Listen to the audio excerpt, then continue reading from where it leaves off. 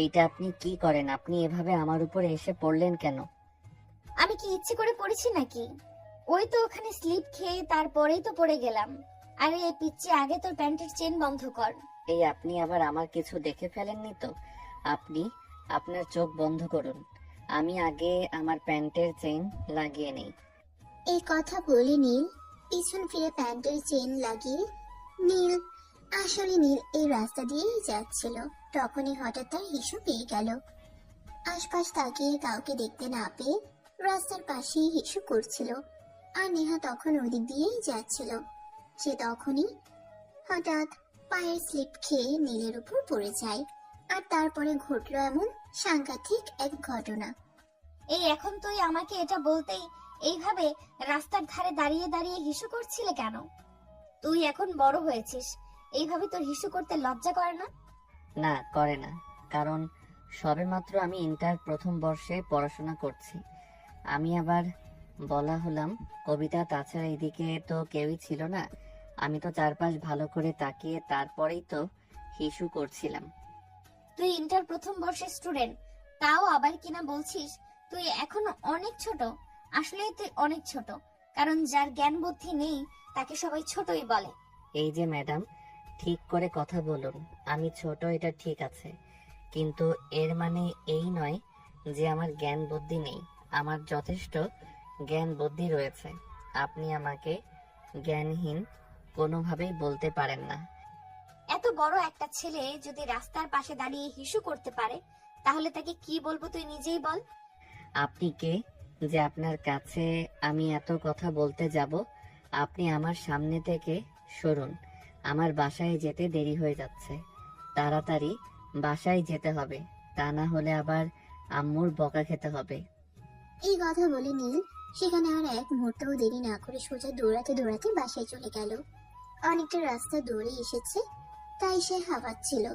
তার আম্মু দরজা খুলে তাকে এভাবে হাঁপাতে দেখতে পেয়ে জিজ্ঞাসা করলো, কি ব্যাপার নীল, কি হয়েছে? তুই এভাবে হাঁপাচ্ছিস কেন? আবার কেন? রাস্তায় পাগলা কুত্তায় দৌড়ানো গেছিল, তাই তো এভাবে হাঁপাচ্ছি। হায় আল্লাহ, এটা তুই কি বলছিস? রাস্তায় আবার তোকে পাগলা কুত্তায় দৌড়ানি দিল কেন? তুই কি কুত্তাকে কিছু করেছিলি নাকি? তোমার কি মাথা খারাপ হয়েছে নাকি? আমি আবার কুত্তাকে কি করতে যাব? যাই হোক, বাদ দাও এসব কথা। তোমার সঙ্গে বলে তো আর কোনো লাভ নেই। আমার খুব ক্ষুধা পেয়েছে, আগে আমাকে খাবার খেতে দাও। আচ্ছা ঠিক আছে, কোনো সমস্যা নাই। তুই এখনই আমার সঙ্গে আয়, তারপর আমি তোকে খাবার দিচ্ছি। তবে আগে তুই গোসল করে ফ্রেশ হয়ে আয়। তুই তো পাগলা কুত্তার দৌড়ানি খেয়ে এসেছিস। নীল তখন তার আম্মুর কথার কোনো উত্তর না দিয়ে চুপচাপ নিজের রুমে চলে গেল। তারপর ফ্রেশ হয়ে ডাইনিং টেবিলে খাবার খেতে আসলো। খাওয়া দাওয়া শেষ হলে সোজা নিজের রুমে গিয়ে শুয়ে ঘুমিয়ে পড়ল। পরদিন সকালবেলা ঘুম থেকে উঠতেই তার বড় বোন তাকে বলল, কি রে, তোর এত দেরি হলো কেন ঘুম থেকে উঠতে? তোর তো আজকে কলেজের প্রথম দিন নাকি? কলেজে যাবার ঠান্ডা নেই? আরে আপু, এটাতে কি বলছিস? এই তো সবেমাত্র কলেজে অ্যাডমিশন নিলাম, আর এখন কলেজে না গেলে আমি করবোটা কি? তাছাড়া তুই তো আমাকে গতকাল বলিসনি যে আজ তুই আমাকে কলেজে নিয়ে যাবি, তাই তো আমি নিশ্চিন্তে ঘুমাচ্ছিলাম। তাছাড়া সকালবেলা তুই একটু ডেকে দিলেই তো পারতি। আমি কি তোর টাকায় কেনা চাকর নাকি যে আমি তোকে প্রতিদিন ঘুম থেকে ডেকে ওঠাতে যাব? আমার তো অনেক কাজ থাকে, তোর তো কোনো কাজ নেই। আমি সকালবেলা ঘুম থেকে উঠে অনেক কাজ করি, তারপর ফ্রেশ হয়ে কলেজে যাওয়ার জন্য রেডি হই। একদম কাজ করে আমার 14 গোষ্ঠী উদ্ধার করে দিস। এখন আর তোকে কি বলবো? কিছুই বলবো না। তুই 20 মিনিট ওয়েট কর, আমি এক্ষুনি নাস্তা খেয়ে রেডি হয়ে আসছি। আম্মু, ওই আম্মু, কোথায় তুমি? তাড়াতাড়ি আমাকে নাস্তা দাও। এভাবে ষাঁড়ের মতো না চেঁচিয়ে টেবিলে দেখ, আমি তোর জন্য নাস্তা রেডি করে তারপর এসেছি।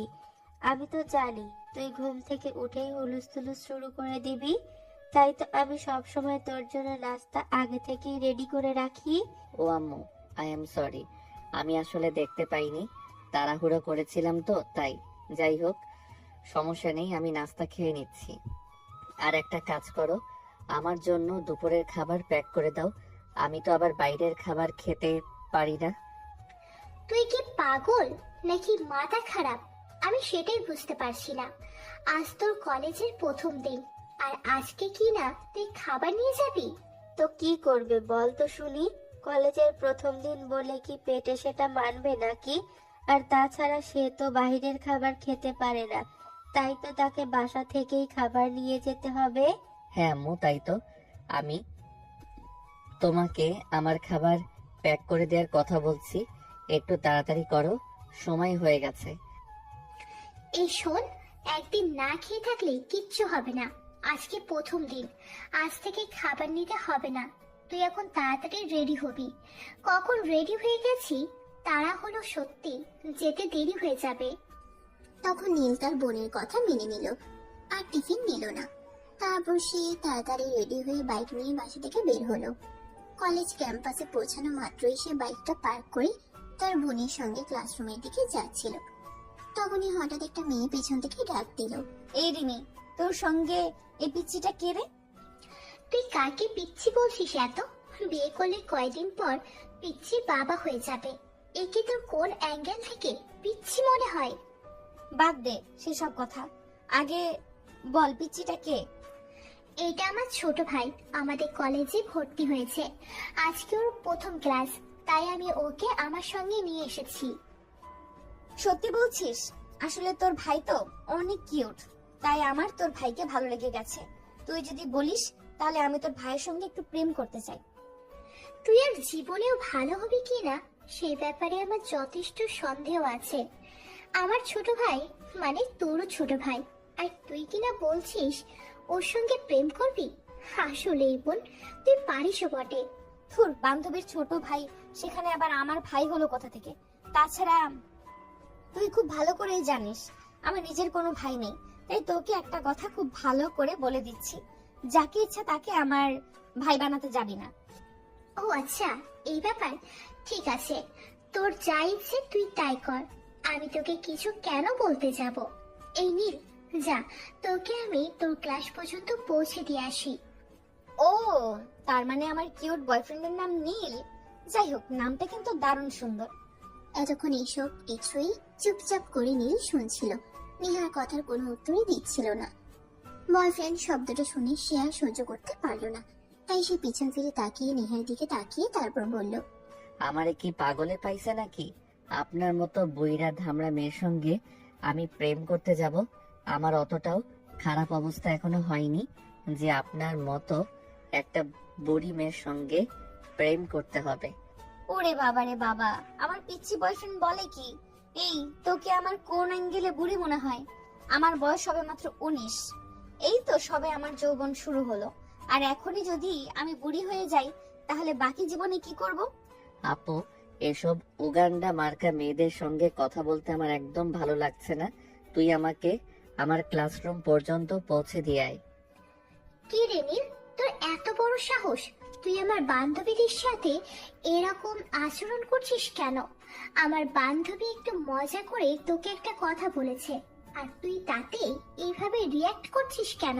সেটা তুই আমাকে জিজ্ঞাসা না করে তোর বান্ধবীকে জিজ্ঞাসা করলেই তো পারতি। আমি আমার বান্ধবীকে কি জিজ্ঞাসা করতে যাব? আমার বান্ধবী কি তোর সঙ্গে কোনো খারাপ আচরণ করেছে নাকি? তুই তো নিজেই আমার বান্ধবীকে বুড়ি বলেছিস, তাহলে আমার বান্ধবীর দোষটা কোথায় তুই আমাকে বল। আমি তো আর এমনি এমনি তোর বান্ধবীকে বুড়ি বলিনি, এর পিছনে নিশ্চয়ই একটা কারণ আছে। সেটা কি, সেটাই জিজ্ঞাসা কর। রিমি তখন অনেকটাই অবাক হয়েই নেহাকে জিজ্ঞাসা করে আসলে এর পিছনে কারণটা কি। তখন নেহা গতকালকের ঘটে যাওয়া ঘটনাটা খুলে বলে, আর এটা শুনে সবাই হো হো করে হাসতে থাকে। আসলে যে বান্ধবী, তুই এক নম্বরের একটা লুচ্চা। তুই আর জীবনেও ভালো হবি না। তুই দেখলে একটা ছেলে রাস্তা দিয়ে দৌড়ে হিসু করেছে, আর অমনি ওর উপর হোঁচট খেয়ে পড়ে গেলি, আর পড়ার জন্য কোনো জায়গা পেলি না। তুই আমাকে কেন কথা বলছিস? সেখানে আমার দোষটা কোথায়? বর্ষাকাল, রাস্তা স্লিপ হয়ে আছে, তাই আমি পিছলে পড়ে গেলাম, আর এখানে আমার দোষ কোথায়? না, তোমাদের দুজনেরই কোনো দোষ নেই। সব দোষ আমার। আমি কেন তোর বন্ধু হতে গেলাম, আর কেনই বা এই বদমাশ মার্কা ছেলেটার বোন হতে গেলাম? হ্যাঁ আপু, তুই একদম ঠিক কথাই বলেছিস, দোষটা আমার। আমি কেন তোর মতো বোনের ভাই হতে গেলাম? এখন দয়া করে তুই একটু কষ্ট করে আমাকে আবার ক্লাসরুম পর্যন্ত পৌঁছে দে, তারপর আর তোকে আমি কিছুই বলবো না।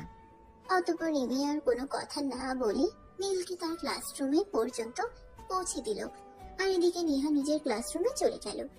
সেদিন বিকেল বেলা যখন কলেজ ছুটি হলো, রিমি আর নীল দুজনে বাইকে করে ক্যাম্পাস থেকে বের হতে যাবে, তখনই দেখতে পেল নেহা গেটের বাইরে দাঁড়িয়ে আছে। সেটা দেখে রিমি নেহাকে জিজ্ঞাসা করলো, কি ব্যাপার দোস্ত, তুই এখানে দাঁড়িয়ে আছিস কেন? তোকে আজকে কেউ নিতে আসেনি নাকি? না দোস্ত, এখনো গাড়ি আসেনি। আমি বুঝতে পারছি না কেন এরকম হচ্ছে। ড্রাইভার আঙ্কেল তো প্রতিদিন আমার ছুটির 10 মিনিট আগে এখানে এসে অপেক্ষা করেন, আর এখন ছুটির পর 10 মিনিট চলে গেছে, এখন আসার কোনো নামগন্ধ নেই। একটা কাজ কর, তুই একবার তোর ড্রাইভার আঙ্কেলকে ফোন দিয়ে জেনে নে কি হয়েছে। যদি কোনো প্রবলেম হয় তাহলে আমি নীলকে বলবো তোকে তোর বাসা পর্যন্ত পৌঁছে দিয়ে আসতে। একদমই না, আমি পারবো না।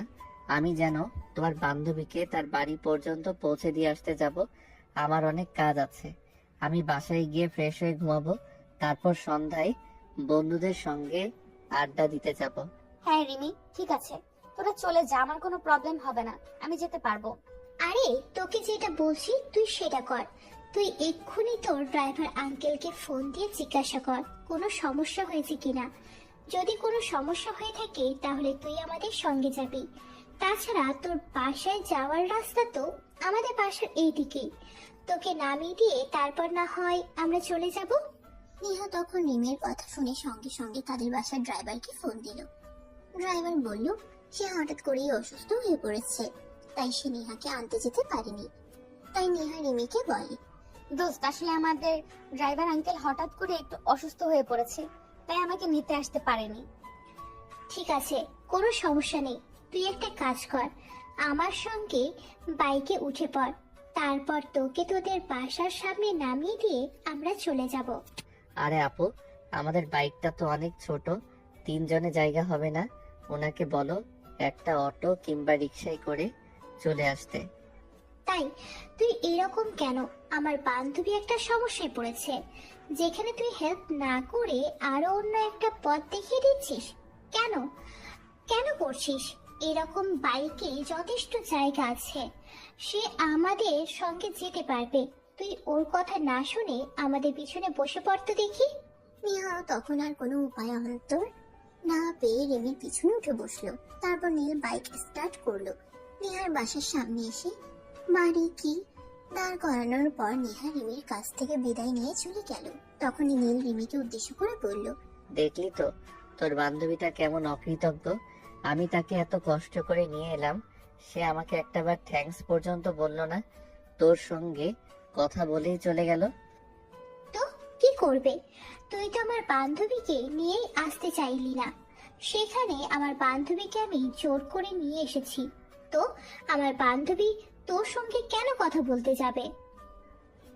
তুইও যেমন শাকচুন্নি, তোর বান্ধবীটাও তেমন পেতনি। এত কষ্ট করে আমি এতটা রাস্তা নিয়ে এলাম দুজনকে নিয়ে, তারপর একটু কৃতজ্ঞতা পর্যন্ত প্রকাশ করলো না, একটু ধন্যবাদ পর্যন্ত দিল না। তোরা কেমন আমি সেটাই বুঝতে পারি না। এই শোন, একদম আমাকে শাকচুন্নি বলবি না। আর তুই আমার বান্ধবীকে পেতনি বলছিস কেন? আমার বান্ধবীর পিছনে কলেজের সব ছেলেরা লাইন মারে, সেটা তুই জানিস? এত কিছু জানার আমার কোনো প্রয়োজন নেই। তোর শাকচুন্নি মার্কা বান্ধবী, আমি তাকে বাসা পর্যন্ত পৌঁছে দিলাম, সে আমাকে একটা ধন্যবাদ পর্যন্ত দিল না। তাহলে তোর বান্ধবীকে আমি কি বলবো বলতো শুনি? এত কথা তোকে আমি কেন বলতে যাব? এখন চুপচাপ বাইক চালা আর বাসার দিকে যা। হ্যাঁ, আমাকে তো সেটাই করতে হবে যেটা তুই বলবি, কারণ আমি তো তার হুকুমের চাকর। একটা কথা মনে রাখিস, আমার মতো বিনা বেতনের চাকর কিন্তু আর দুনিয়ায় দুটো পাবি না। পাওয়ার কোনো প্রয়োজন নেই, এখন তুই দয়া করে মুখটা বন্ধ করে গাড়ি চালা। নীল তখন আর কোনো কথা না বলে বাইক চালাতে শুরু করলো। 5 মিনিট পর তারা বাসে এসে পৌঁছালো। বাসে এসে পৌঁছাতেই তার আম্মু তাকে বলল, কি ব্যাপার বাবা? আজ তো তোর কলেজের প্রথম দিন ছিল। আজকের দিনটা তোর কেমন কেটেছে? একদম উড়াধুরা, এর চেয়ে ভালো আর হয় না। আচ্ছা যাই হোক, তাহলে তো ভালোই হলো। আমি তো আরো ভেবেছিলাম হয়তো উল্টাপাল্টা কিছু করবি কলেজে গিয়ে, কিন্তু ভালো কেটেছে এটা শুনে খুব ভালো লাগছে। তোমার ছেলে আর ভালো কাজ, এটা কখনো হতে পারে? তোমার ছেলে কলেজে গিয়ে আমার এক বান্ধবীর সঙ্গে যা ইচ্ছে তাই ব্যবহার করেছে, এখন আবার বলছে কি না একদম উড়াধুরা তো হবেই, কারণ সে আমার বান্ধবীকে কতগুলো কথা শুনিয়েছে। এই আপু দেখ, একদম ভালো হবে না বলছি, কিন্তু তুই আম্মুর সামনে আমাকে এভাবে কথা বলতে পারিস না। আমি তোর বান্ধবীর সঙ্গে কি করলাম? তোর বান্ধবী তো আমার সঙ্গে খারাপ আচরণ করেছে, তাছাড়া আমি তাকে বাসায় পর্যন্ত পৌঁছে দিলাম, সে আমাকে একটা ধন্যবাদ পর্যন্ত দিল না। তুই এখনো সেই এক কথা নিয়ে পড়ে আছিস? আচ্ছা বলতো, তোর কোনো যোগ্যতা আছে আমার বান্ধবীর কাছ থেকে ধন্যবাদ পাওয়ার জন্য? তুই তো আমার বান্ধবীকে আনতে যাসনি, আমি জোর করে বান্ধবীকে আমার সঙ্গে নিয়ে এসেছি, আর এখন কিনা বলছিস সেটা ধন্যবাদ তোর পাওয়ার ছিল? হয়েছে, আমি বুঝতে পেরেছি আসলে কি হয়েছিল। এখন দয়া করে তোরা দুজনেই দুজনের মুখ বন্ধ কর আর চুপচাপ উপরে গিয়ে ফ্রেশ হয়ে আয়। তারপর আমি তোদের জন্য খাবার তৈরি করছি। অতঃপর ভাই বোন দুজনেই উপরে নিজেদের রুমে চলে গেল। তারপর ফ্রেশ হয়ে ডাইনিং টেবিলে আসলো খাবার খাওয়ার জন্য। খাওয়া দাওয়া শেষ হলে নীল নিজের রুমে চলে গেল আর একটু ঘুমিয়ে। নীল আসলে একটু ঘুম পাগলা ছেলে, সে যখনই একটু সুযোগ পায় একটু ঘুমাতে চায়। সেই ঘুম ভাঙলো রাত 8টায় রিমির ডাকে। কি ব্যাপার, তুই এখনো ঘুমাচ্ছিস না কেন? আজ তোর কলেজের প্রথম দিন ছিল, তুই বাসায় এসে কই নতুন বই খুলে পড়তে বসবি, সেটা না করে তুই এখন রাত 8টা বাজে এখনো পড়ে পড়ে ঘুমাচ্ছিস? হায় আল্লাহ, এটা তুই কি বলছিস? রাত 8টা বেজে গেছে, আমার তো বন্ধুদের সঙ্গে আড্ডা দিতে যাওয়ার কথা ছিল। এটা কি হলো? আমি এতটাই ঘুমিয়ে পড়েছিলাম যে রাত 8টা বেজে গেল। বিশ্বাস না হলে তুই নিজে ঘড়ির দিকে তাকিয়ে দেখ, এখন কয়টা বাজে। আমি তোকে বেশ কয়েকবার ডাক দিয়েছি, কিন্তু তুই তো এতটাই ঘুমে মগ্ন ছিলি যে আমার ডাক শুনতে পাসনি। হয়েছে হয়েছে, এখন আর আমাকে পাম দিতে হবে না, কারণ আমি খুব ভালো করেই জানি এই বাড়িতে যদি কোনো একটা শত্রু থাকে তাহলে সেটা তুই। তুই খুব ভালো করে জানতি বিকেলে আমি বন্ধুদের সঙ্গে খেলতে যাব, তাই তো তুই আমাকে ঘুম থেকে ডেকে তুলিসনি যাতে আমি আমার বন্ধুদের সঙ্গে ঘুরতে যেতে না পারি। এই বলতে বলতে নীল ওয়াশরুমে চলে গেল। তারপর ফ্রেশ হয়ে হাত মুখ ধুয়ে পড়ার টেবিলে পড়তে বসলো। আর তখনই সে মোবাইলটা হাতে নিয়ে দেখলো তার বন্ধু তাকে 70টা মিসড কল দিয়েছে। নীল তখনই মনে মনে ভাবতে লাগলো, হায় আল্লাহ, এটা কি হয়ে গেল? এতবার ফোন বাজছিল তাও আমি খুঁজে পেলাম না, এখন তো আমার কপালই খারাপ আছে, না জানি হারামি আমাকে কি বলে, আল্লাহই ভালো জানে। এই বলতে বলতে নীল কল ব্যাক করলো। আর 2-3 বার রিং হওয়ার পরে তার বন্ধু ফোনটা রিসিভ করলো। কি ব্যাপার দোস্ত? আমি সেই কখন থেকে তোকে ফোন দিয়ে যাচ্ছি, কিন্তু তুই আমার ফোন তুলছিস না কেন? তাছাড়া তোর তো মাঠে খেলতে আসার কথা ছিল, তুই খেলতে আসিস না কেন? জানিস আমরা সেই কখন থেকে তোর জন্য অপেক্ষা করেছিলাম। আই এম সরি রে দোস্ত, তুই তো খুব ভালো করেই জানিস আমি একটু ঘুম পাগলা টাইপের। কলেজ থেকে এসে খাওয়া দাওয়া করে তারপর ঘুমিয়ে পড়েছিলাম, তারপর যে বেলা কখন কেটে গেল আমি টের পাইনি। সে না হয় বুঝতে পারলাম, কিন্তু তোকে আমি এতগুলো কল দিয়েছি, একজন মানুষ যদি মরেও যেত তাহলে তো আমার কলটা রিসিভ করতো, কিন্তু তুই আমার কল রিসিভ করিসনি কেন?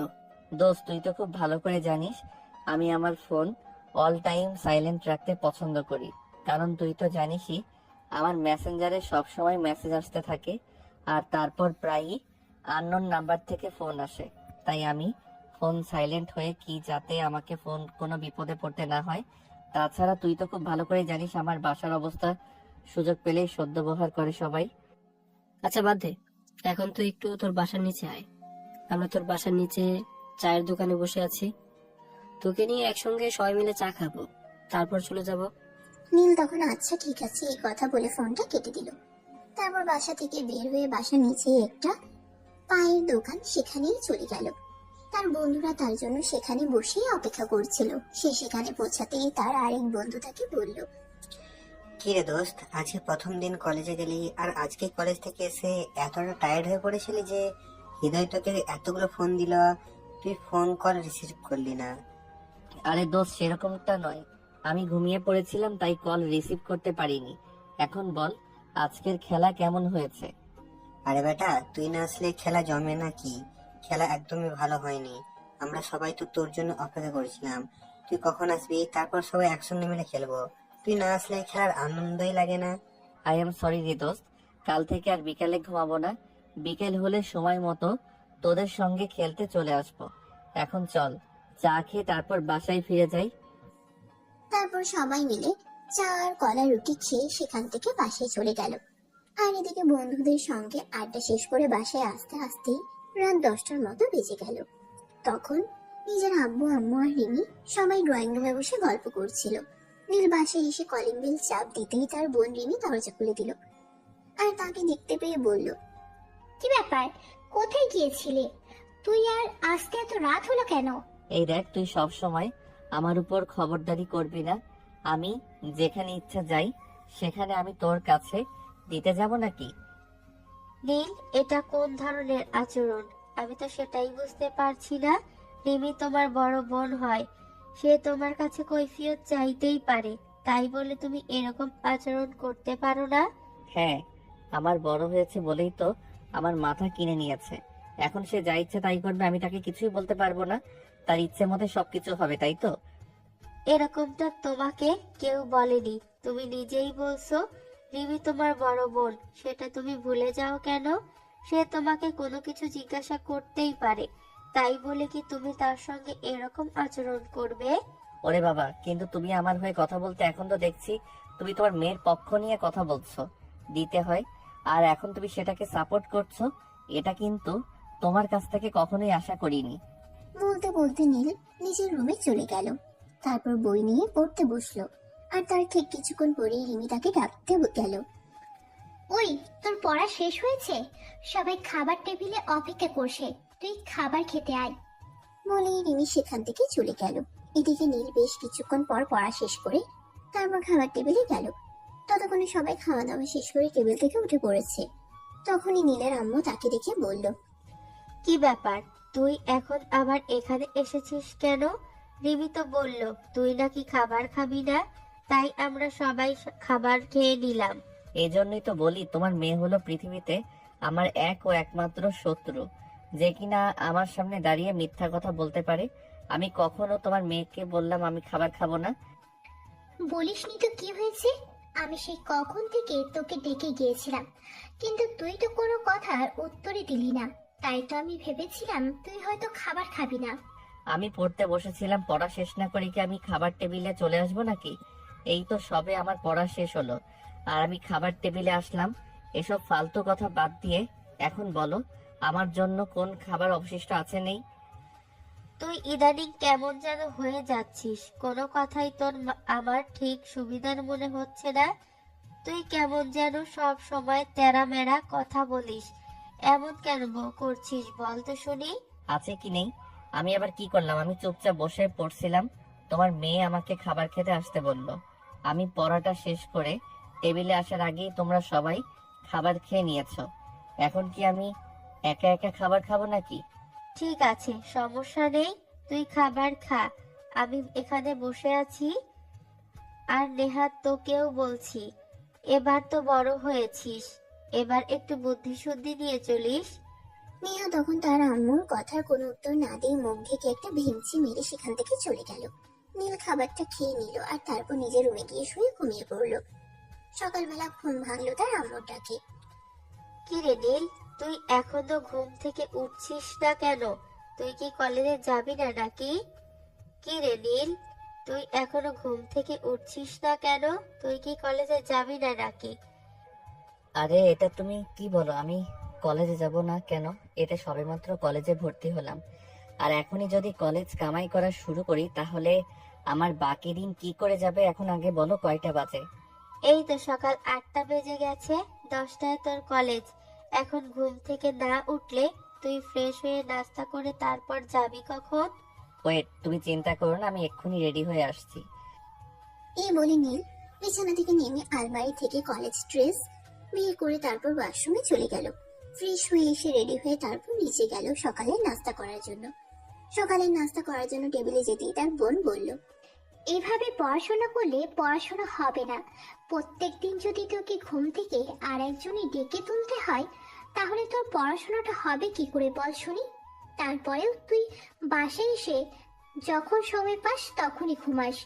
এইভাবে যদি তুই সারাদিন ঘুমিয়ে পড়তে থাকিস, তাহলে তুই পড়াশোনাটা করবি কখন বলতো শুনি? দেখো আপু, তোমাকে আমি আগেও বলেছি আর এখনো বলছি, তুমি আমার ঘুম নিয়ে একদম কথা বলবে না। আমি তো আর মেয়েদের পিছনে লাইন দিয়ে সময় নষ্ট করি না। আমি তো আমার ঘুমের পিছনে সময় নষ্ট করি। ঘুম আমাকে এতটাই ভালোবাসে যে সে আমাকে কোনোভাবেই ছেড়ে যায় না, সব সময় আমার সঙ্গেই থাকতে চায়। তো আমি কি করব বলো? হ্যাঁ, আমিও তো সেটাই বলছি যে তোকে দেখে সেই তোর প্রেমে পড়ে যায় আর তোকে ভালোবেসে ফেলে। যেমন আমার বান্ধবী নেহা, সেও তো তোকে প্রথম দেখাতেই ভালোবেসে ফেলেছে। দেখো আপু, তুমি ওই ফাজিল মার্কা মেয়েটাকে নিয়ে একটাও কথা বলবে না। আমি ওই মেয়েটাকে নিয়ে কোনো কথা শুনতে চাই না। ওই মেয়ে আজ তো একটা ফাজিলের ডিব্বা। সেদিন আমি রাস্তায় দাঁড়িয়ে আমার কাছে ছিলাম, তখনই সে ইচ্ছে করেই আমার উপরে পড়ে গেছে, আর কলেজেও আমার সঙ্গে এসব ফাইজলামও শুরু করেছে। আমি এই মেয়েটাকে সহ্য করতে পারি না। কিন্তু এমন না হয়ে যায় যে মেয়েটাকে তোর সারা জীবনই সহ্য করতে হয়। কারণ নেহাকে আমি দেখেছি, সে একদম তোর প্রেমে পড়ে গেছে। তারপর যদি এইভাবে থাকে, তাহলে কিন্তু বেশি দেরি নেই তোর বউ হয়ে এই বাড়িতে আসার। তোদের সব কয়টারই মাথা খারাপ। যেমন তোর বান্ধবীগুলো, ঠিক তেমনি তুই তোর বান্ধবীগুলো যদি মাথা খারাপ নাই হতো, তাহলে আমার মতো একটা জুনিয়র ছেলেদেরকে ক্রাশ খাই নাকি? তোরা ডিগ্রি প্রথম বর্ষে পড়াশোনা করছিস আর আমি এবার সবেমাত্র ইন্টারে। তোদের সঙ্গে আমার 2 বছরের বয়সের ব্যবধান, আর সেখানে তোর ক্লাসের মেয়েরা আমার উপর ক্রাশ খায়। এটা তো পাগলের কাণ্ড ছাড়া অন্য কিছুই হতে পারে না। সে তোর যা ইচ্ছে তুই তাই বলতে পারিস, তাতে আমার কোনো সমস্যা নেই। তবে কথা একটাই, আমার বান্ধবীরা তোর মাঝে কি এমন দেখতে পেল যে সব কয়টা তোর প্রেমে পাগল প্রায় অবস্থা? সেটা তো আর আমি বলতে পারবো না, তবে একটা কথা বলতে হচ্ছে, তোর বান্ধবীরা সবাই এমন ক্রাশ খেয়ে বসে আছে সেটা। তবে একটা কথা বলতে হচ্ছে, তোর বাই কি এমন একটা জিনিস যাকে দেখে তোর বান্ধবীরা সবাই এমন ক্রাশ খেয়ে বসে আছে, সেটা তুই বোন হয়ে বুঝলি না। আসলে কথা এটাই ঠিক যে যোগ্য ব্যক্তি ঘরে সম্মান পায় না। আইছে আমার যোগ্য ব্যক্তি, ওনার তো বাড়ির দারোয়ান হওয়ার যোগ্য নাই, আর সেখানে কিনা আমার বান্ধবীদের বয়ফ্রেন্ড হওয়ার যোগ্যতা দেখায়। আসলে আমার বান্ধবীগুলাও যেমন ছেঁচড়া, ঠিক তেমনি তুই। আমার কোনো কাজ না পাওয়া বান্ধবীগুলাই তো তোর মতো বখাটে একটা ছেলের পিছনে লাইন মারে। দেখ আপু, তোকে আমি আগেও বলেছি আর এখনো বলছি, তুই আমাকে বখাটে বলবি না। আমি কি বখাটে ছেলেদের মতো রাস্তার পাশে বসে মেয়েদেরকে ইফটিজিং করি নাকি? আমি তো আমার মতোই থাকি। কখনো তো একটা মেয়ের পিছনে 5 মিনিট টাইম ওয়েস্ট করেছি কিনা সেটাও আমার জানা নেই, কারণ আমি যখনই সময় পাই তখনই ঘুমাই, আর আমার প্রেমটা ঘুমের সঙ্গেই জমে। হ্যাঁ, সেখানে কিন্তু আর একটা প্লাস পয়েন্ট আছে। নেহাও কিন্তু ঘুম পাগলি একটা মেয়ে, সে কিন্তু অনেক ঘুমাতে পারে। একেবারে তার 4-5 দিন ঘুমানোর রেকর্ড আছে। নীল তখন আর সেখানে কোনো কথা বাড়লো না, কারণ সে বুঝতেই পারলো এখানে যদি সে আরো কথা বলে তাহলে কথাগুলো শুধু বাড়তেই থাকবে আর কমবে না। তাই সে চুপচাপ খাবারটা খেয়ে নিল আর তারপর বাইক নিয়ে বাসা থেকে বের হলো। সে আজ রিমিকে না নিয়ে একাই চলে যাচ্ছিল। তখনই পিছন থেকে রিমি তাকে ডাক দিয়ে বলল, কি ব্যাপার, কি হলো? তুই আজ একা একাই চলে যাচ্ছিস কেন? আমাকে কি তোর সঙ্গে নিয়ে যাবি না নাকি? না, আমি তোকে আমার সঙ্গে নিতে পারবো না। আজ থেকে আমার সঙ্গে আমার বন্ধু হৃদয় যাবে। আমি এখান থেকে ওর বাসার সামনে চলে যাব, তারপর ওখান থেকে ওকে তুলে নিয়ে কলেজে চলে যাব। আমি কলেজে যাব কি করে? বললাম তো, আমি তোকে আমার সঙ্গে নিতে পারবো না। তুই কি আমার কথা শুনতে পাসনি নাকি? তুই যদি না শুনতে পাস তাহলে আমি আবারও বলছি, আমি তোকে আমার সঙ্গে নিতে পারবো না। আমার সঙ্গে আমার বন্ধু যাবে। এই বলে সেখানে আর এক মুহূর্ত অপেক্ষা না করে বাইকের স্পিড বাড়িয়ে সেখান থেকে সোজা তার বন্ধুর বাসার সামনে চলে গেল। এদিকে রিমি অনেকক্ষণ ধরে বাসার সামনে দাঁড়িয়ে আছে রিক্সার জন্য, অপেক্ষা করছে, কিন্তু রিক্সার কোনো নামগন্ধ নেই। তখনই তার আব্বু বাসা থেকে বের হলো আর তাকে সেখানে দাঁড়িয়ে থাকতে দেখে জিজ্ঞাসা করলো, কি ব্যাপার রিমি, কি হয়েছে তোর? তুই এখানে দাঁড়িয়ে আছিস কেন? কলেজে যাসনি কেন? আমি কলেজে যাব কি করে সেটা তুমি আমাকে বলো। আমি তোমার ছেলের সঙ্গে কলেজে যাব ভাবছিলাম, কিন্তু সে আমাকে না নিয়ে তার বন্ধুকে তার সঙ্গে নিয়ে যাবে বলে বাইক নিয়ে চলে গেছে, আর আমাকে বলেছে রিস্কায় করে কলেজে চলে যেতে। আর এইদিকে আমি অনেকক্ষণ ধরে রিস্কার জন্য দাঁড়িয়ে আছি, কিন্তু কোনো রিস্কাই পাচ্ছি না। ঠিক আছে মা, কোনো সমস্যা নেই, তুই আমার সঙ্গে চল, আমি তোকে কলেজে পৌঁছে দিয়ে তারপর অফিসে চলে যাব। নেহা তখন কোনো কথা না বলে তার আব্বুর সঙ্গে গাড়িতে উঠে বসলো, আর তারপর তার আব্বু তাকে কলেজের সামনে নামিয়ে দিয়ে অফিসে চলে গেল। এদিকে নীল তার বন্ধুকে নিয়ে কলেজে এসে ক্যাম্পাসে ঢুকতে না ঢুকতেই নেহার সঙ্গে দেখা হয়ে গেল। ওই আমার কিউট জুনিয়র বয়ফ্রেন্ড, একটু এদিকে আয় তো, তোর সঙ্গে একটু বোঝাপড়া আছে, সেটা সেরে নেই। আমার সঙ্গে আপনার কিসের বোঝাপড়া? আর আপনাকে না আমি বলেছি আপনি আমাকে বয়ফ্রেন্ড বলবেন না। আমি আপনার বয়ফ্রেন্ড নই। আপনি আমার চাইতে বয়সে অনেক বড়। আপনি আপনার বয়সী কাউকে আপনার বয়ফ্রেন্ড বানিয়ে নেন। দয়া করে আমাকে আর এই নামে ডাকবেন না। আরে ওই পিচ্চি শোন, তোকে আমার ভালো লেগেছে আর আমি তোকেই চাই। তাছাড়া আমি অন্য কাউকে কেন আমার বয়ফ্রেন্ড বানাতে যাব? আমি তো বললাম আমি প্রথম দেখাতেই তোর উপর ক্রাশ খেয়ে গেছি, তাহলে অন্য একজনকে বয়ফ্রেন্ড কেন বানাতে যাব বল শুনি। আপনি মাফ করুন আমায়। আপনি কাউকে বয়ফ্রেন্ড বানাবেন কি বানাবেন না সেটা আপনার ব্যক্তিগত ব্যাপার, কিন্তু আপনি আমাকে বয়ফ্রেন্ড বলবেন না, এটা আমার কথা। আমার মতো হ্যান্ডসাম গুড লুকিং একটা ছেলেকে দেখলে যে কোনো মেয়ে আমার সঙ্গে প্রেম করতে চাইবে। আপনিও তার ব্যতিক্রম হতে পারেন না, সেটা আমি খুব ভালো করে জানি। কিন্তু আপনার মতো একটা বুড়ি মেয়ের সঙ্গে প্রেম করতে চাইবে, আপনিও তার ব্যতিক্রম হতে পারেন না, সেটা আমি খুব ভালো করেই জানি। কিন্তু আপনার মতো একটা বুড়ি মেয়ের সঙ্গে আমার প্রেম করতে ইচ্ছা হয় না। আমি তো প্রেম করব আমার সমবয়সী কিংবা আমার চাইতে জুনিয়র কিউট সুইট একটা মেয়ের সঙ্গে। চিন্তা করিস না, তোর এই আশা কোনোদিনও পূর্ণ হবে না যতদিন আমি নেহা বেঁচে আছি। কারণ হয়েছে, তোকে বললাম তোকে আমার মনে ধরেছে, আর আমার মনে ধরা জিনিসটাকে আমি কখনোই অন্য কারোর হতে দেই না। এটা আমার ছোটবেলাকার অভ্যাস, এখনো বিদ্যমান আছে। এই বলে নেহা নীলের দিকে এগিয়ে এলো আর তারপর বলল, আচ্ছা সেসব কথা বাদ দিয়ে এখন তুই আমাকে এইটা বল যে তুই আজ রিমিকে তোর সঙ্গে নিয়ে আসিসনি কেন? রিমিকে কেন তোর আব্বু কলেজ পর্যন্ত ছেড়ে দিয়েছে, তুই ওকে তোর সঙ্গে আনিসনি কেন? এই যে আপু শোনেন, আপনার বকবকানি অনেকক্ষণ ধরে সহ্য করছি, আর সহ্য করতে পারবো না। আমি কি করব না করব সেটা আমার ব্যক্তিগত ব্যাপার, আর আমার ব্যক্তিগত ব্যাপারে কেউ ইন্টারফেয়ার করুক সেটা আমি চাই না। সো আমি কি বলতে চাই আপনি আশা করি বুঝতে পেরেছেন। এত বেশি বুঝে আমার লাভ নেই।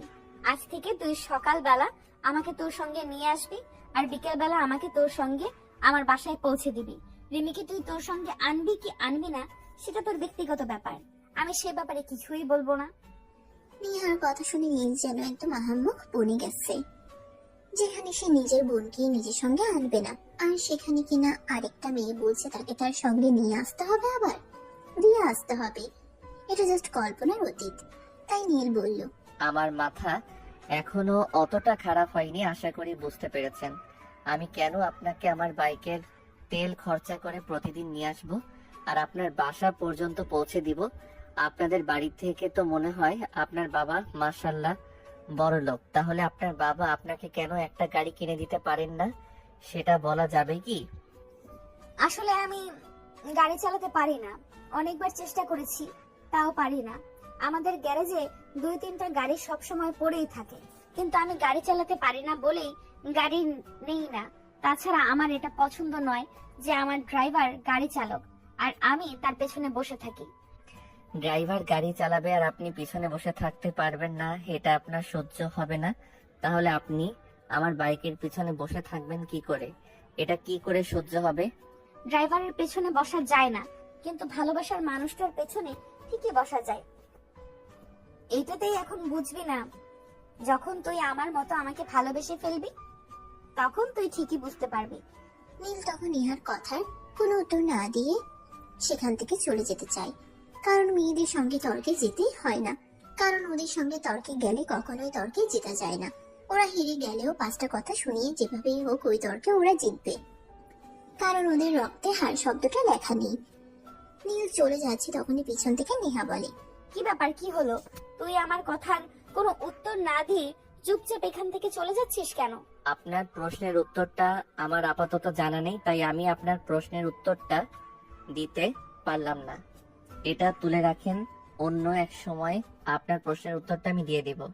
এই বলে সেখানে আর এক মুহূর্তও দেরি না করে নীল সেখান থেকে সোজা ক্লাসরুমে চলে আসলো। আর কিছুক্ষণ পরে তার বন্ধু হৃদয় তাকে বলে, দোস্ত, আপুকে দেখলাম তোর সঙ্গে দাঁড়িয়ে দাঁড়িয়ে অনেকক্ষণ ধরে কথা বলছিল। কি ব্যাপারে রে, বল তো শুনি। কি ব্যাপার মানে? প্রেমের ব্যাপারে তোরা কি বুঝতে পারিসনি? একটা মেয়ে একটা ছেলের সঙ্গে এতক্ষণ ধরে কি নিয়ে কথা বলে? অবশ্যই সেখানে লাভ ক্যাচ চলছে, তাই না? হাসালি দোস্ত, প্রেম ভালোবাসা আর নেহা আপু, তাও আবার তোর সঙ্গে, এটা ভাবাই যায় না। নেহা আপু তো ছেলেদেরকে তার নিজের হাতের পুতুল মনে করে, যেভাবে ইচ্ছা সেভাবেই নাচায়। কি বলছিস তুই? আমি তো কিছুই বুঝতে পারছি না, একটু খুলে বল তো শুনি। শোন, নেহা আপুকে তুই এখনো চিনতে পারিসনি। নেহা আপু দেখতে অনেক সুন্দর, সেটা তো নিশ্চয়ই খুব ভালো করে জানিস। নেহা আপুর পেছনে ভার্সিটির প্রত্যেকটা ছেলে লাইন মারে। নেহা আপু প্রত্যেকটা ছেলের সঙ্গে কম করে 2 দিন হলেও প্রেম করেছে। সেখানে তুই কিনা নেহা আপুর প্রেম করেছিস? ধুর, এসব ফালতু কথা বাদ দে। আমি কেন নেহা আপুর প্রেমে পড়তে যাব? নেহা আপু নিজেই আমার প্রেমে হাবুডুবু খাচ্ছে। বিশ্বাস না হলে তুই কয়েকদিন আমাকে ফলো কর, তাহলেই বুঝতে পারবি। আমার বাবু, এত কিছু বোঝার প্রয়োজন নেই। তুই যেটা করছিস চিন্তা ভাবনা করে কর। এমন কিছু করিস না যার জন্য পরে তোকে পস্তাতে হবে। আর একটা কথা, আমি বন্ধু হিসেবে তোকে উপদেশ দিচ্ছি, কখনোই কোনো সিনিয়র মেয়ের প্রেমে পড়িস না, তাহলে পস্তাতে হবে। এ পর্যন্ত এমন কোনো কাজ করিনি যার জন্য আমাকে পস্তাতে হয়েছে, তাহলে আমি কেন এখন পস্তাতে যাব? তাছাড়া আমি কেনই বা নেহা আপুর প্রেমে পড়তে যাব? দুনিয়াতে কি মেয়ের অভাব পড়েছে নাকি যে আমি আমার চাইতে বয়সে বড় একটা মেয়ের প্রেমে পড়তে যাব? তুই কোনো চিন্তাই করিস না, আমি প্রেমে পড়বো না। আর যদি পড়ি তাহলে একা পড়বো না, তোকে নিয়েই পড়বো। এই বলে নীল হাসতে হাসতে সেখান থেকে চলে গেল। এদিকে দেখতে দেখতে বেশ কয়েকদিন চলে গেল। ইতিমধ্যে নেহা প্রায় এদিকে দেখতে দেখতে বেশ কয়েকদিন চলে গেল। ইতিমধ্যে প্রায় দিনই নেহা নীলের সঙ্গে বাইকে করে ভার্সিটি আসার যায়। সেটা এতদিনে ভার্সিটির অনেকেরই চোখে পড়েছে, কিন্তু কেউ কিছু বলতে পারে না, কারণ নেহাকে সবাই খুব ভালো করে জানে। কেউ যদি নেহাকে কিছু বলতে চায় তাহলে নেহা তার 14 গোষ্ঠী উদ্ধার করে ছেড়ে দেবে। নেহা সমাজে কোনো অপবাদ বা ঘটে যাওয়া ঘটনাটাকেও স্বীকার করতে রাজি নয়। সবচেয়ে বরাবরই এরকম স্বভাবের, সে যা ইচ্ছে তাই করবে, কিন্তু তাকে এ ব্যাপারে কেউ কিছু বলতে পারবে না। আর যদি কেউ কিছু বলে তাহলে তার আর রক্ষে নেই। যাই হোক ভিউয়ার্স, কথা না বাড়িয়ে চলুন গল্পে ফিরে আসি। সেদিন বিকাল বেলা হঠাৎ নেহা নীলদের বাড়িতে আসে। নীল তখন নিজের রুমে বসে বই পড়ছিল। ড্রয়িং রুমে এসে সেই রিমিকে নাম ধরে ডাকতে থাকে। এই রিমি, রিমি, কোথায় তুই? এখনো রেডি হসনি? লেট হয়ে যাবে তো, তাড়াতাড়ি কর। আরে না, তুই চলে এসেছিস, 2 মিনিট ওয়েট কর। আসলে আগে আমার মনেই ছিল না, তারপর যখন মনে হলো তখনই তাড়াতাড়ি করে রেডি হচ্ছি। চিন্তা করিস না, আমার বেশি সময় লাগবে না, জাস্ট 2 মিনিট। তখনই হঠাৎ নেহার মনে একটা দুষ্টু বুদ্ধি উদয় হলো, তাই সে সিঁড়ি বেয়ে উপরে চলে গেল। সে খুব ভালো করে জানে তোমার নীল কোন রুমে থাকে। সে নীলের রুমে ঢুকে গেল আর সঙ্গে সঙ্গে দরজাটা বন্ধ করে দিল। দরজা বন্ধ হওয়ার আওয়াজ শুনে নীল পেছন ফিরে তাকালো। সে নেহাকে দেখতে পেয়ে চিৎকার করতে যাবে, তখনই নেহা দৌড়ে এসে তার মুখ চেপে ধরলো আর বলল, যদি চিৎকার করেছো তাহলে খবর আছে। আমি সবাইকে বলে দেব তুমি আমাকে এই রুমে নিয়ে এসেছো আর আমার সঙ্গে খারাপ আচরণ করেছো। তারপর কি হবে সেটা তুমি খুব ভালো করেই জানো।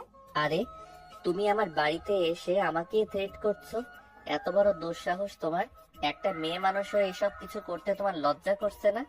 না জান পাখি, আমার একটুও লজ্জা করছে না, কারণ আমি তো অন্য কারোর সঙ্গে এরকম করছি না।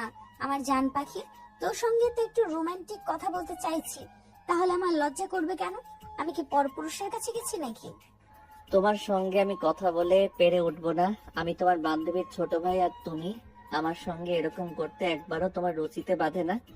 বললাম তো তুমি আমার বান্ধবীর ছোট ভাই, আমার আপন ভাই নও, তাহলে আমার রুচিতে বাড়তে যাবে কেন? এখন মুখটা বন্ধ করে আমায় একটু আদর করে দাও, আমি চলে যাই। আর তা না হলে কিন্তু আমি বাড়ির সবাইকে বলে দিব। বলে দিবে মানে? তুমি আমার রুমে এসেছো, নিজেই দরজা বন্ধ করেছো, এখন আবার তোমাকে আদর দেওয়ার জন্য তৈরি করছো, আবার তুমিই বলছো সবাইকে বলে দেবে। হ্যাঁ সেটাই করব। এখন যদি নিজেকে বাঁচাতে চাও তাহলে আমায় আদর দাও, তা না হলে আমি সত্যিই বলে দিব। নীল তখন নিরুপায় হয়ে নেহার গালে আলতো করে একটা ভালোবাসার পরশও এঁকে দিল। কিন্তু নেহা তার গালে ভালোবাসা পেতে চায়নি, সে তার ঠোঁটে ভালোবাসা পেতে চেয়েছিল।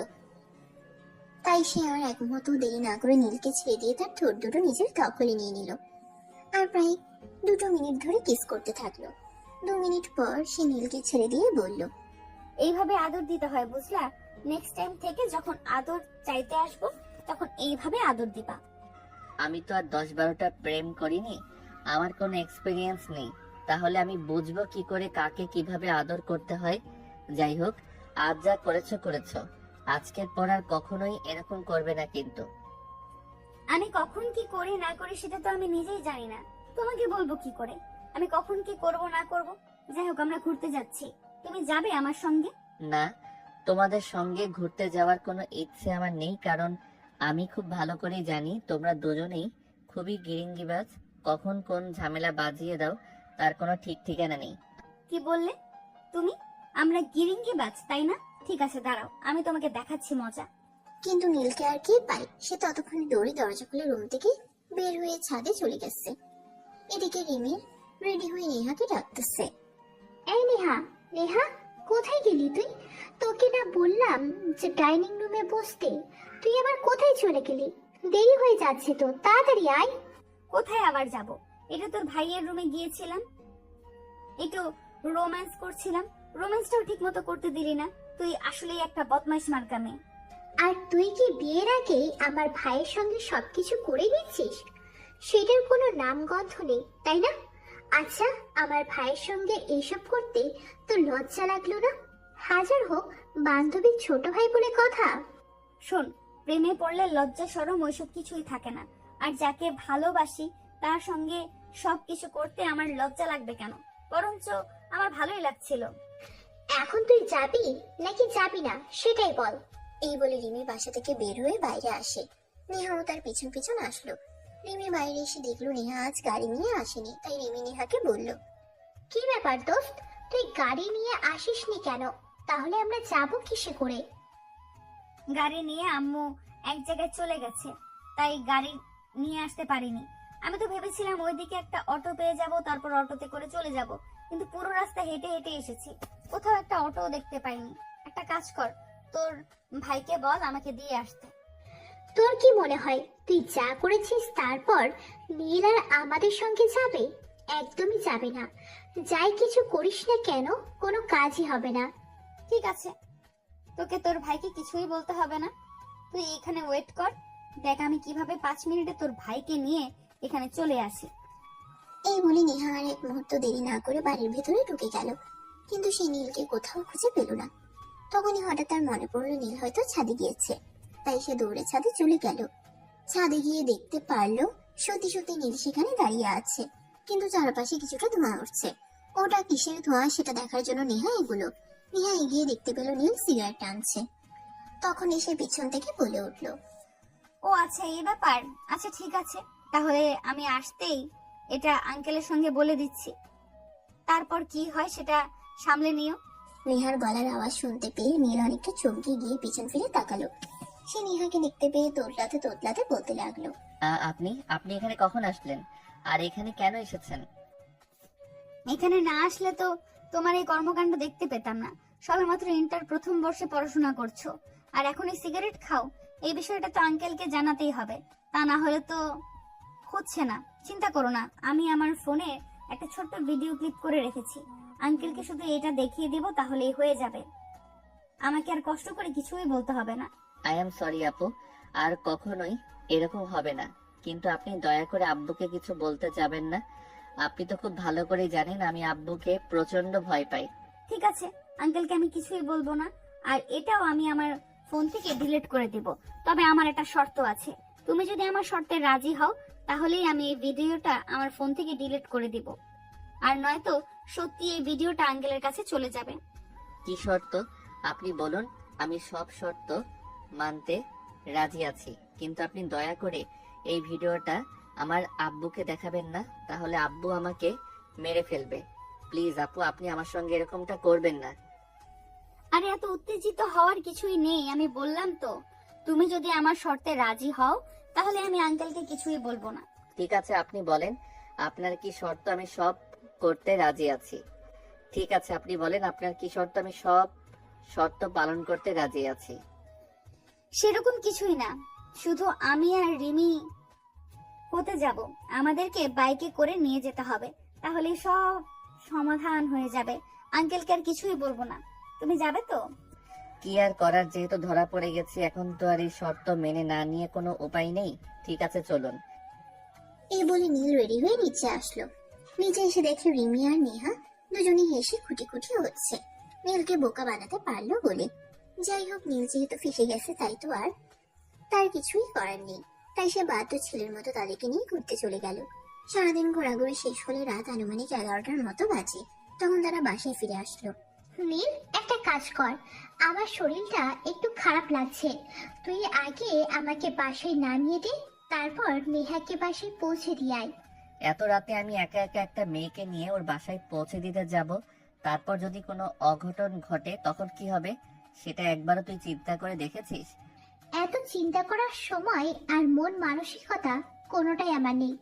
তোকে যেটা করতে বলছি তুই সেটাই কর। আমার শরীরটা একটু খারাপ লাগছে, আমি যেতে পারবো না। তুই নেহাকে তার বাসা পর্যন্ত পৌঁছে দিয়ে আয়, তারপর যদি কোনো অঘটন ঘটে তখন আমি সেটা দেখে নেব। তোর মতো বোন যারা আছে তার জীবনে কোনো শত্রুর প্রয়োজন নেই। তুই আমাকে বলছিস অঘটন করলে তারপর দেখে নিবি? মান ইজ্জত চলে যাওয়ার পর মান ইজ্জত খুঁজে বেড়ানোর কি দরকার? কিন্তু কেউই নীলের কথার কোনো পাত্তা দিল না। অবশেষে নীল বাধ্য হয়ে রিমিকে বাসায় নামিয়ে দিয়ে তারপর নেহাকে তার বাসা পর্যন্ত নিয়ে গেল। এই যে ম্যাডাম, কি হলো? আপনি নামছেন না কেন? আমি তো আপনার বাসার সামনে চলে এসেছি।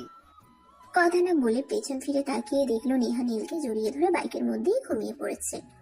একটা মানুষ কতটা অচেতন হলে এভাবে চলন্ত বাইকে ঘুমিয়ে পড়তে পারে, এটা নেহাকে না দেখলে বোঝা যেত না। যাই হোক, নীল অনেক কষ্ট করে বাইক থেকে নেমে তারপর নেহাকে কোলে করে তাদের ড্রয়িং রুমে নিয়ে আসলো। এমন অবস্থা দেখে নেহার আম্মু দৌড়ে আসলো আর বলল, কি ব্যাপার, কি হয়েছে আমার মেয়েটার? আমার মেয়েটার কি কোনো সমস্যা হয়েছে নাকি তুমি এভাবে কোলে করে নিয়ে এসেছো? কেন? আর তুমি বা কে? আন্টি, চিন্তার কোনো কারণ নেই। আমি আপনার মেয়ের বান্ধবী রিমির ছোট ভাই, আর আপনার মেয়ের কোনো সমস্যা হয়নি। সে চলন্ত বাইকে ঘুমিয়ে পড়েছিল, তাই আমি তাকে ঘুম থেকে না জাগিয়ে কোলে করে নিয়ে আসলাম। আপনি একটু ওনাকে ওনার রুম পর্যন্ত পৌঁছে দিন। ঠিক আছে বাবা, কোনো সমস্যা নেই, তোমাকে ধন্যবাদ। কিন্তু তোমাকে আরো একটা কাজ করতে হবে। আমি তো একা নেহাকে রুমে নিয়ে যেতে পারবো না, তুমি আমাকে একটু সাহায্য করো। নীল তখন কোনো উপায়ান্তর না পেয়ে নেহার আম্মুর সঙ্গে নেহাকে নিয়ে তার রুম পর্যন্ত চলে গেল। কিন্তু সমস্যাটা তখনই হলো, নেহা নীলকে এমন ভাবে জড়িয়ে ধরে আছে, কোনোভাবেই ছাড়ছে না। নীল নিজেকে ছাড়ানোর জন্য প্রাণপণ চেষ্টা করছিল, কিন্তু কোনোভাবেই পেরে উঠছিল না। তখনই নেহা ঘুমন্ত অবস্থাতেই বলতে লাগলো, প্লিজ নীল, তুমি আমাকে ছেড়ে এভাবে চলে যেও না। আমার রাতে একদমই ঘুম হয় না তোমাকে ছাড়া। প্লিজ আজকের রাতটা তুমি আমার সঙ্গে থেকে যাও, কথা দিলাম। তোমায় কোনো রকম বিরক্ত করব না, যা শুধু তোমার ওইটা ধরে একটু ঘুমিয়ে থাকবো। কথাটা শোনা মাত্রই নেহার আম্মু লজ্জা পেয়ে সেখান থেকে চলে গেল। নীল কি করবে সেটাই ভেবে পাচ্ছে না। তার তো ইচ্ছে হচ্ছে মাটি এখনই ফাঁক হয়েছে আর সে মাটির ভিতরে ঢুকে যাক। তাই সে নেহাকে ধমক দিয়ে বলল, এই অসভ্য মেয়ে, আপনি ছাড়বেন আমাকে? মানুষ কতটা নির্লজ্জ আর বেহায়া হলে এরকম কাজ করতে পারে, এটা আমার সত্যি জানা নেই। এই প্রথম আপনাকে দেখে অভিজ্ঞতা নিলাম। নিহা তখন ঘুম ঘুম চোখে একটু তাকিয়ে তারপর বলল, এই তুমি এরকম করছো কেন আমার সঙ্গে? প্লিজ একটু থেকে যাও না আজকের রাতটাই, আই প্রমিস আমি তোমাকে কোনো বিরক্ত করব না, প্লিজ থেকে যাও আজকের রাতটা। এই বলে নিহা নীলকে আরো শক্ত করে জড়িয়ে ধরে ঘুমিয়ে পড়ল।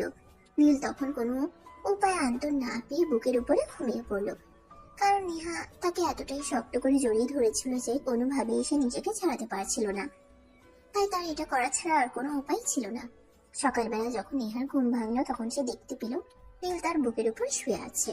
তার খুশি আর দেখে কি, সে তখন আলতো করে নীলের কপালে একটা ভালোবাসার পরশ এঁকে দিচ্ছিল। তখনই নীলের ঘুমটা ভেঙে গেল। এই কি করছেন আপনি? আপনার কি একটু লজ্জা করে না? সারা রাত তো একটা ছেলের সঙ্গে কাটিয়েছেন, এখন আবার তাকেই চুমু খাচ্ছেন। আপনার কি লাজ লজ্জা কিছুই নেই নাকি?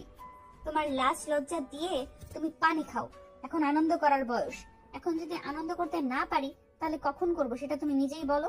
ম্যাডাম, সকাল হয়ে গেছে, আপনার আনন্দ আপনি পরে করেন। এখন দয়া করে আমাকে ছেড়ে দেন, আমায় বাসায় যেতে হবে। ওদিকে বাসায় কি হচ্ছে আল্লাহ ভালো জানে। তোমাকে এখন বাসায় যেতে হবে না, তুমিও ওয়াশরুমে গিয়ে ফ্রেশ হয়ে নাও। আমি রিমিকে ফোন দিয়ে বলে দিচ্ছি, তারপর তুমি আমাকে নিয়ে কলেজে চলে যাবে।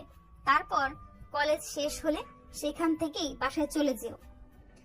আপনার মতো আমারও মাথায় সমস্যা হয়নি যে আমি আপনার মতো পাগলামো করতে যাব। আপনি দয়া করে এখন আমাকে ছাড়ুন আর বাসায় যেতে দিন।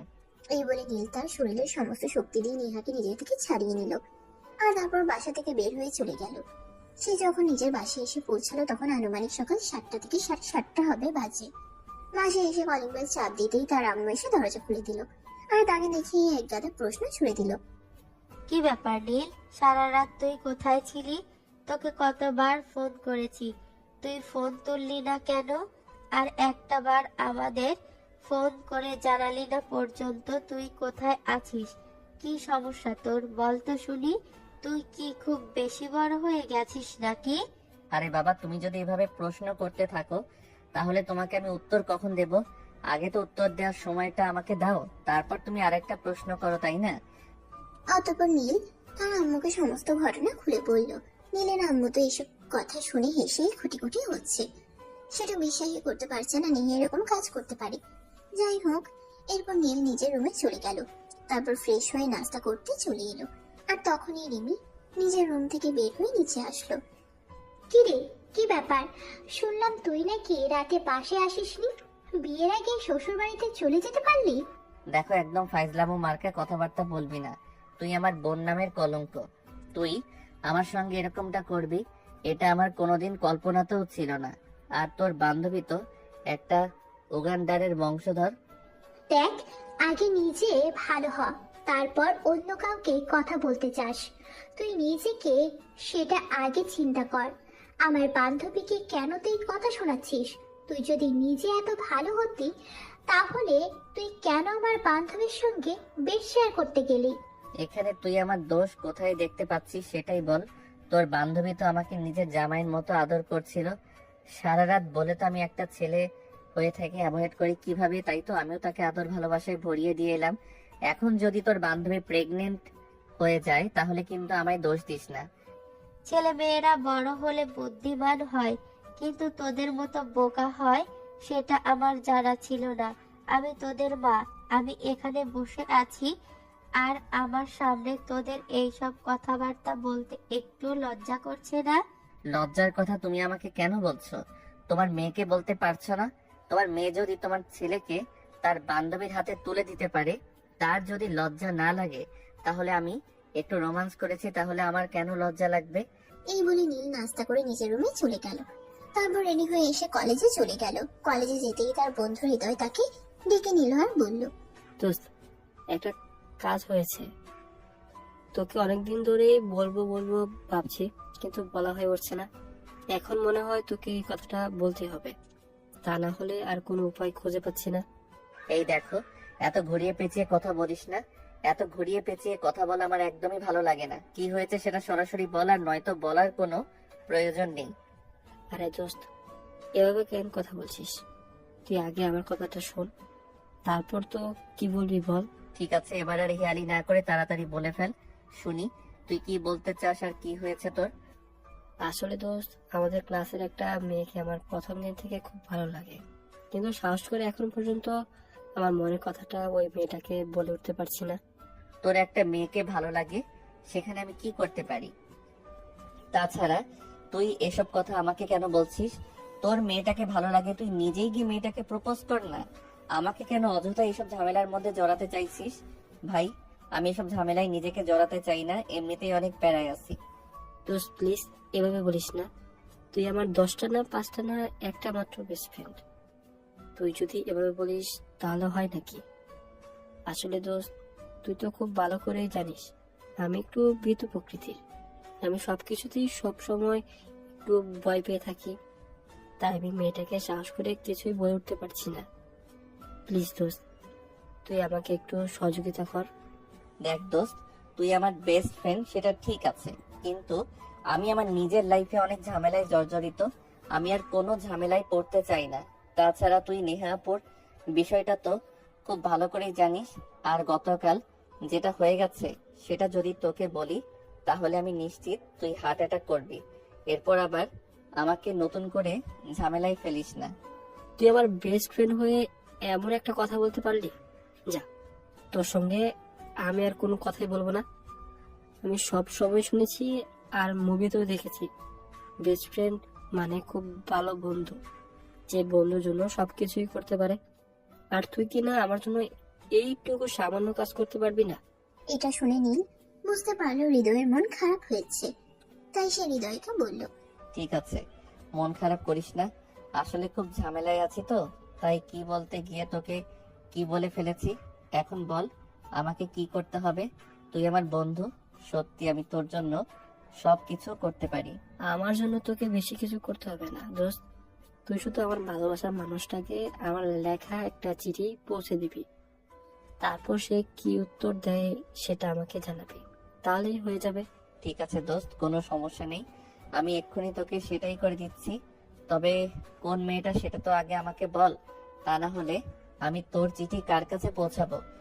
আমি তোকে বলছি, ওই মেয়েটা এখন ওই যে ক্যাম্পাসের বট গাছ দেখছিস, ওর ঠিক অপোজিটে বসে আছে। তুই ওখানে গেলেই মেয়েটাকে দেখতে পাবি। তুই শুধু বলবি এটা আমি দিয়েছি, তাহলেই হবে। তোকে আর কিছুই করতে হবে না। ও শুধু এইটুকুই? ঠিক আছে, কোনো ব্যাপার না, তুই অপেক্ষা কর, আমি এক্ষুনি দিয়ে আসছি। এই বলে নীল সেখানে চলে গেল আর তারপর রিয়ার কাছে ওই চিঠিটা পৌঁছে দিল। রিয়া চিঠিটা পেয়ে তাকে বলতে লাগলো, আমি জানতাম নীল তুই আমায় ভালোবাসিস, কিন্তু আমিও তোকে অনেক ভালোবাসি। অনেকবার তোকে বলার চেষ্টা করেছিলাম, কিন্তু নেহা আপুর ভয়ে তোকে কিছু বলে উঠতে পারিনি, কারণ নেহা আপু তো তোকে পছন্দ করে। এখন যেহেতু তুই নিজে থেকেই আমাকে প্রপোজ করতে এসেছিস, আমি রাজি। এখন আর আমার কোনো ভয় নেই, আমি ভয় পাই না কাউকে। কথাগুলো এক নিঃশ্বাসে রিয়া বলে ফেললো। তখনই নীল তাকে বলল, আরে ওই মেয়ে চুপ করো, তুমি এসব কি আবোল তাবোল বলছো? আমি কেন তোমাকে প্রপোজ করতে যাব? এই চিঠিটা আমার বন্ধুর, এটাই তোমাকে দিতে বলেছে, তাই তোমাকে দিতে এলাম। সে তোমাকে পছন্দ করে কিন্তু ভয়ে তোমাকে কিছু বলতে পারছে না, তাই আমাকে দিয়ে এটা পাঠালো। এখন তুমি কি উত্তর দিবে সেটা আমাকে জানাতে বলেছে, আমি ওকে বলে দেব। ঠিক আছে, আমি চিঠি পড়ে তারপর উত্তর দেব। তুই এখন যা। আমি তো ভেবেছিলাম তুই প্রেমপত্র নিয়ে আমাকে প্রপোজ করতে এসেছিস। আসলে তোকে দেখে শুধু আমি কেন, পুরো ক্লাসের মেয়ে হা হয়ে থাকে। তাই তো আমি তোর প্রেমে পড়ে গিয়েছিলাম। সরি রে, বুঝতে পারিনি বিষয়টা। ঠিক আছে, সমস্যা নেই, তবে আমার বন্ধুকে কিন্তু তুই খুব তাড়াতাড়ি উত্তর জানাবি, তা না হলে কিন্তু তোর খবর আছে বলে দিলাম। এই কথা বলে নীল সেখান থেকে চলে আসলো। তারপর সোজা ক্লাসরুমে চলে গেল। ক্লাসে এসে হৃদয়কে নিয়ে ক্যান্টিনে কিছু খেতে গেল। তখনই নেহার সঙ্গে তার দেখা হয়ে গেল। দোস্ত, ওই যে নেহা আপু আসছে, মনে হয় তোর সঙ্গে কথা বলবে। আমি এখান থেকে চলে যাই। নেহাপু আসছে তো কি হয়েছে? তোকে কেন এখান থেকে চলে যেতে হবে? তুই কোথাও যাবি না, তুই এখানেই বসে থাক। নেহাপুর যদি কোনো কথা বলার থাকে তাহলে সে এখানেই বলবে, আর না হলে তার আমার সঙ্গে কথা বলার কোনো প্রয়োজন নেই। দোস্ত, আমার মনে হয় তুই এখনো সেই খেলেই রয়ে গেছিস। নেহা আপু তোকে ভালোবাসে আর তোর সঙ্গে হয়তো কোনো পার্সোনাল কথা বলতে পারে। সেখানে আমার থাকাটা একদমই ঠিক হবে না। তোরা দুজন কথা বল, আমি ওইদিকে আমার ভালোবাসার মানুষটার সঙ্গে একটু দেখা করে আসি। এই বলে হৃদয় সেখান থেকে চলে গেল। আর তখনই নেহা এসে সেখানে পৌঁছালো। এসে হৃদয়কে এখান থেকে চলে যেতে দেখে প্রশ্ন করলো, কি ব্যাপার, তুমি আর তোমার বন্ধু এখানে বসে খাবার খাচ্ছিলে, আমি এখানে আসছি এটা দেখে তোমার বন্ধু এখান থেকে চলে গেল কেন? সেটা আমাকে কেন জিজ্ঞাসা করছো? তুমি আমার বন্ধুকে জিজ্ঞাসা করলেই তো পারো। তাছাড়া তুমি এখানে কেন এসেছো? আমরা তো এখানে খাবার খাচ্ছিলাম। তুমি কি আমাকে একটু শান্তিতে থাকতে দিবে না? নাকি আমি সেখানেই যাই, নাকি আমি যেখানেই যাই সেখানেই তোমাকে হাজির হতে হবে? কেন তুমি এরকম বলো তো? তুমি আমাকে এভাবে কেন কথা বলছো? আমি তোমাকে না দেখে থাকতে পারি না, তাই তুমি যেখানেই যাও আমি সেখানেই চলে আসি। তোমাকে না দেখলে আমার ভালোই লাগে না, তাই। আমার মতে কি এমন আছে যেটা তুমি দেখলে থাকতে পারো না? বলো তো শুনি, তুমি কেন আমার সঙ্গে এভাবে পিছনে পড়েছো?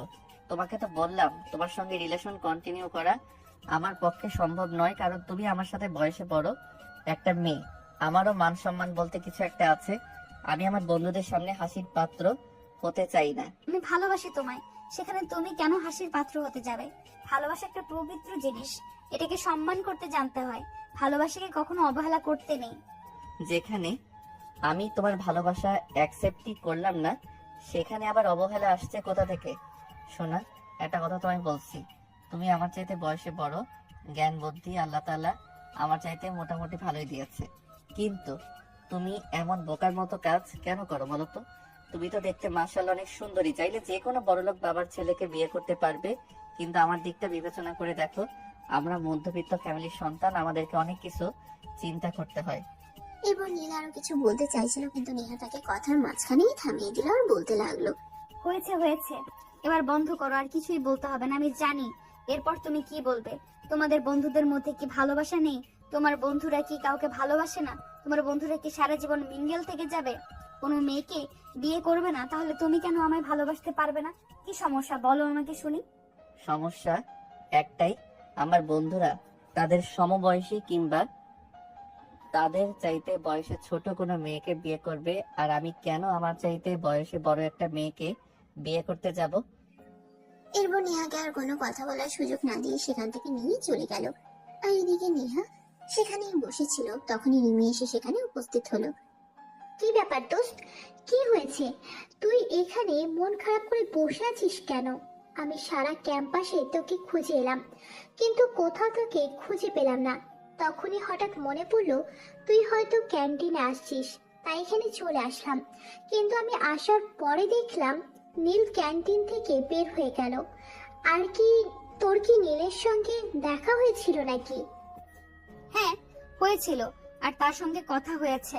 আচ্ছা দোস্ত, তুই আমাকে একটা কথা বলতো, কাউকে ভালোবাসা কি পাপ? ভালোবাসা পাপ হতে যাবে কেন?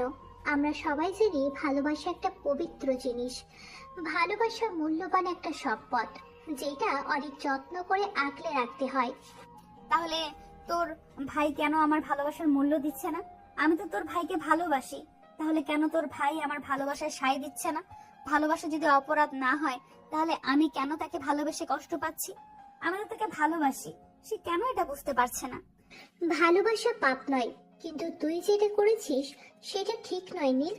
তোর চাইতে বয়সে ছোট আর একটা সমাজ কোনোদিনও মেনে নেবে না, আর আমার ফ্যামিলি মেনে নেবে কিনা আমি সেটাও জানি না।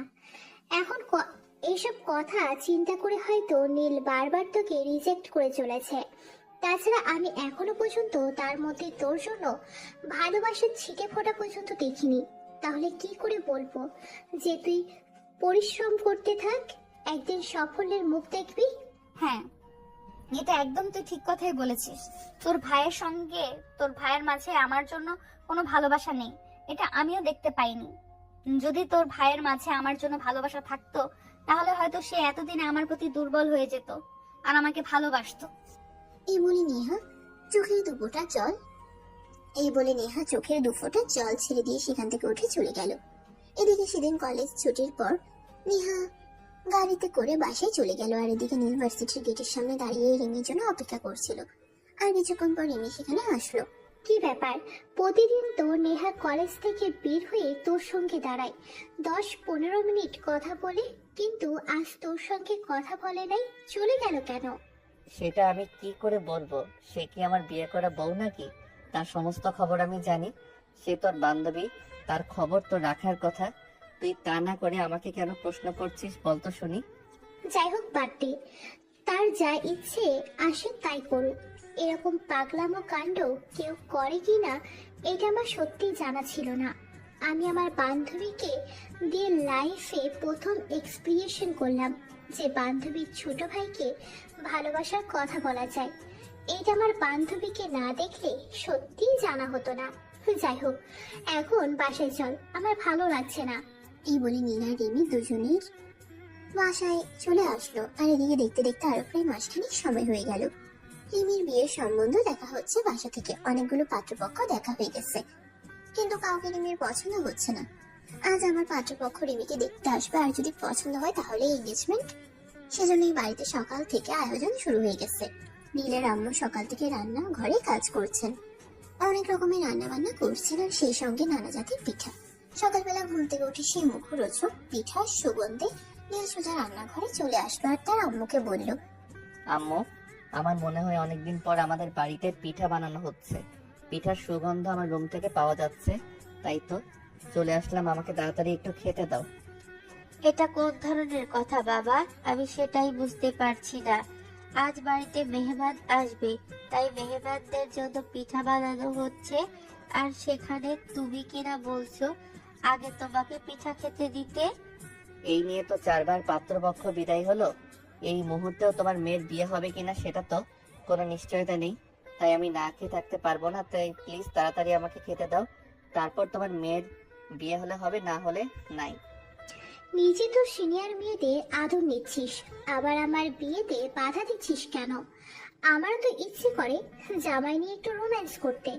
কেন রে, আমার সুখের কথা শুনলে তোর কি হিংসা হয় নাকি? তোর বান্ধবীটার যেমন মাথায় সমস্যা, ঠিক তেমনি তোর মাথায় সমস্যা আছে। তা না হলে এরকম কথা কেউ নিজের ভাইকে বলতে পারে? ধর, ওদের যা ইচ্ছে তোরা তাই কর, আমি তোদেরকে কিছুই বলবো না। শুধুমাত্র একটু পিঠা খেতে এসেছিলাম, আর আমাকে এতগুলো কথা শুনিয়ে দিলে ঠিক আছে, আমি আর পিঠাই খাবো না। এই নিয়ে সব রেখে চলে গেলাম। আমি কিন্তু সারাদিন বাসায় ফিরবো না, আমায় খুঁজতে যাস না যেন।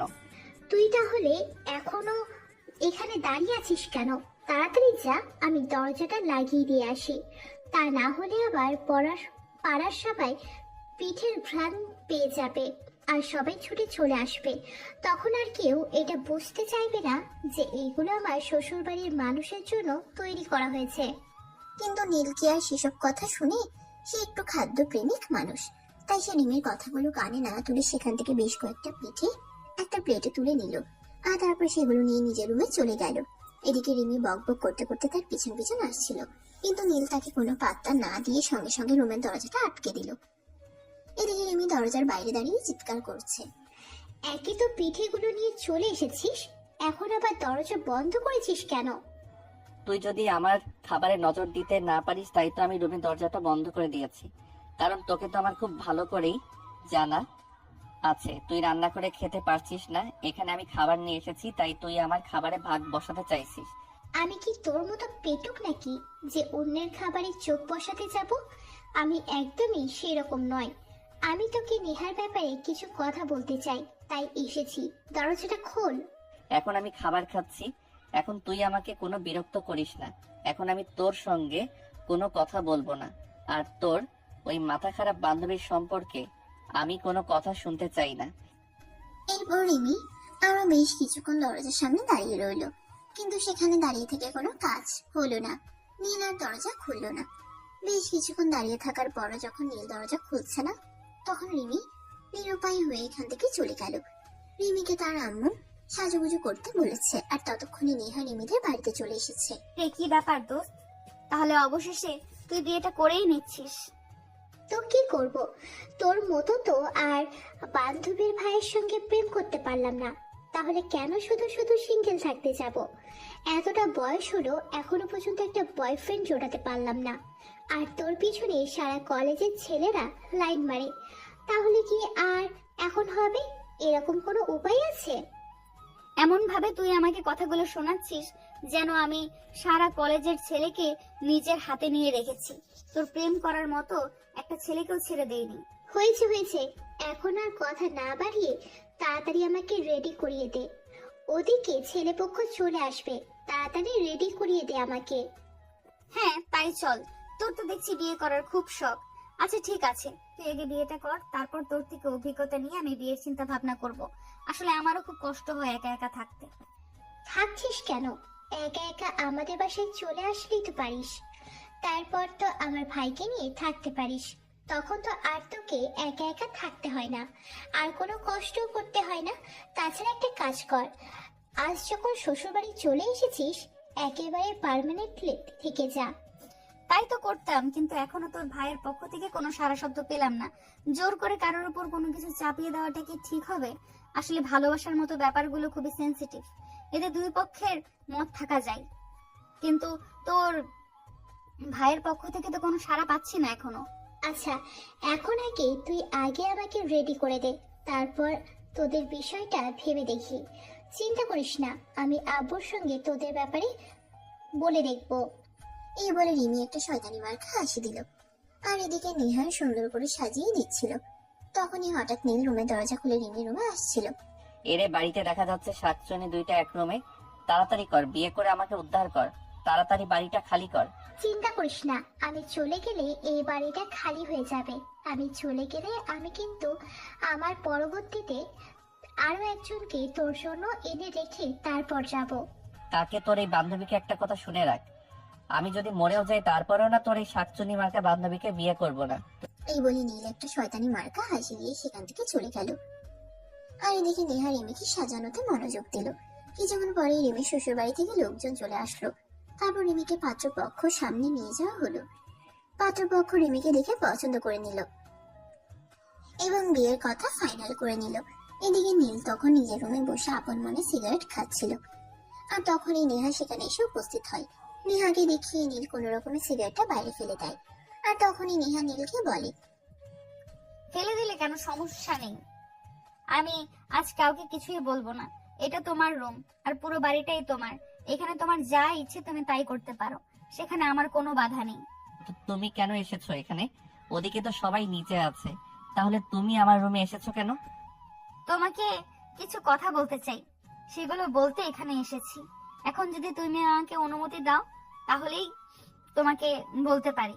তুমি আবার আমাকে কি কথা বলতে চাও তাড়াতাড়ি বলে ফেলো, আর তারপর এখান থেকে কেটে পড়ো। আমি আবার তোমার সঙ্গে বেশিক্ষণ এক রুমে থাকতে চাই না, কারণ বাড়ির মানুষ দেখে ফেললে এটা নিয়ে হাজারটা কথা শোনাবে। তাছাড়া তুমি জানো অলরেডি তোমাকে নিয়ে আমাদের বাড়িতে গবেষণা শুরু হয়ে গেছে।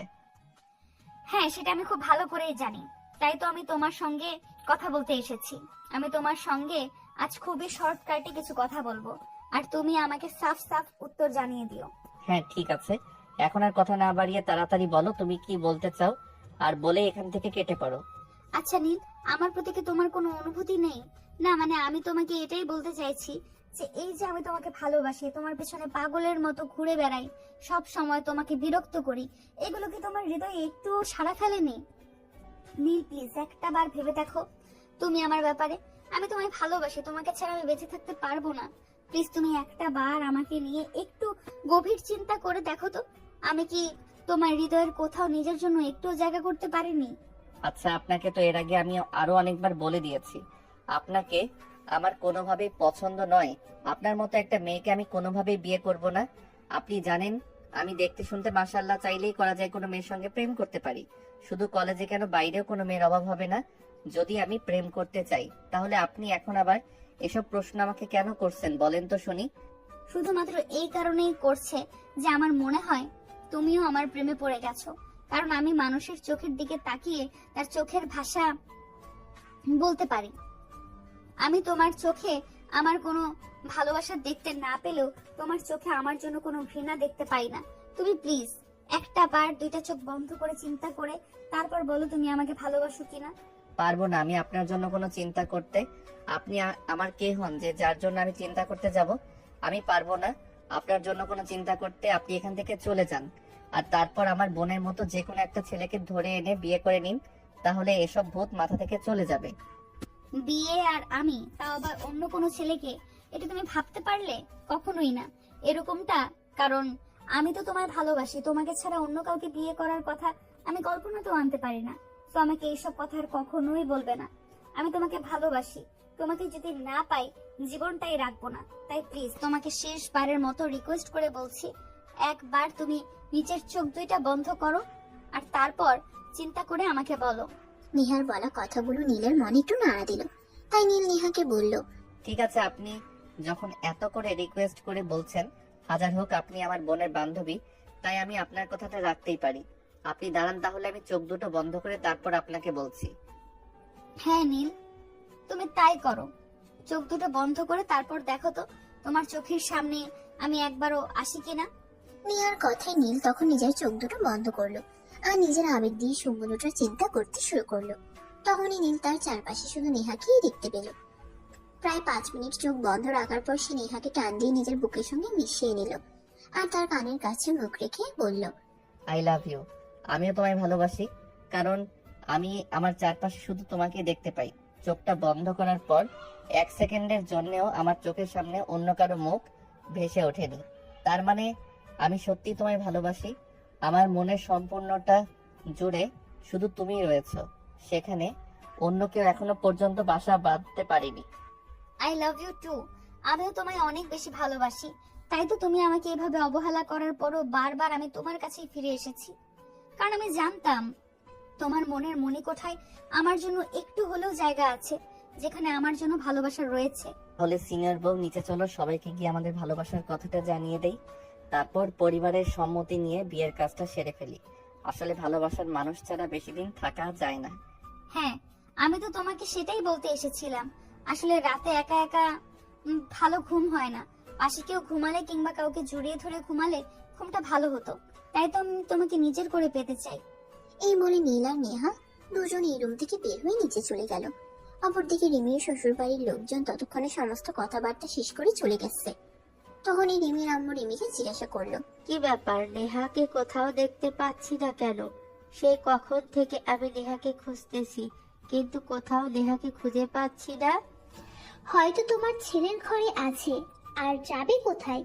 হয়তো সেখানেই তোমার ছেলের সঙ্গে ছুটি প্রেম করছে, আর এদিকে আমরা কাজ করে মরছি।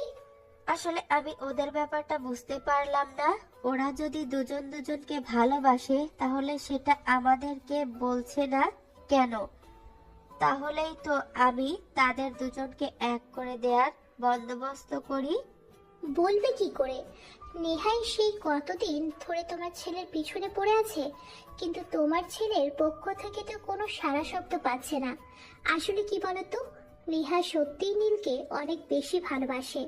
তাই নীল এইভাবে অ্যাভয়েড করার পরেও নেহা তাকে ছেড়ে যাচ্ছে না। কিন্তু তোমার ছেলে কেন এরকম করছে আমি সেটাই বুঝতে পারছি না। হয়তো এই কারণেই যে নেহা তার চাইতে বয়সে বড়, সে ভেবেছে হয়তো এই সম্পর্কটা আমরা মেনে নেব না। নয়তো মনে মনে হয়তো এটাই চিন্তা করেছে সমাজের মানুষকে বলবে। কিন্তু আমার বোকা ছেলে এখনো বুঝতে পারো না তার মন কি চায়। তার মন যদি বলে যে সে নেহাকে নিয়ে সুখী হবে, তাহলে তো তার সেটাই করা উচিত। চারপাশে কি হলো না হলো সেদিকে একটা চোখ দেওয়ার কি আছে? আমি সেটাই বুঝতে পারি না। হ্যাঁ, তুমি একদম ঠিক কথাই বলেছ। আমাদের উচিত আমার নিজের মন কি বলে সেটাই চিন্তা করা। চারপাশে কে কি বললো না বললো তাতে আমাদের কি এত মাথা ব্যথা আছে? আমরা তো আমার চারপাশের মানুষকে নিয়ে সংসার করব না। তাছাড়া আমরা যদি কষ্টে থাকি তাহলে চারপাশের মানুষ আমাদের সেই কষ্টটা লাভ অফ করবে না। আমাদের এই কষ্টটা নাটক করার জন্য শুধু আমাদের পাশের মানুষটাই থাকে। তাহলে আমরা কেন চারপাশে চিন্তা করতে যাব? কথাগুলো শুনতে শুনতেই নীল আর নেহা দুজনেই সিঁড়ি দিয়ে নিচে নামছিল। তখনই নীল বলল, হ্যাঁ, তুই একদম ঠিক কথাই বলেছিস। আমি এখন আর চারপাশের মানুষের কথা চিন্তা করব না। এখন থেকে আমার মন আমাকে যেটা করতে বলবে আমি সেটাই করব।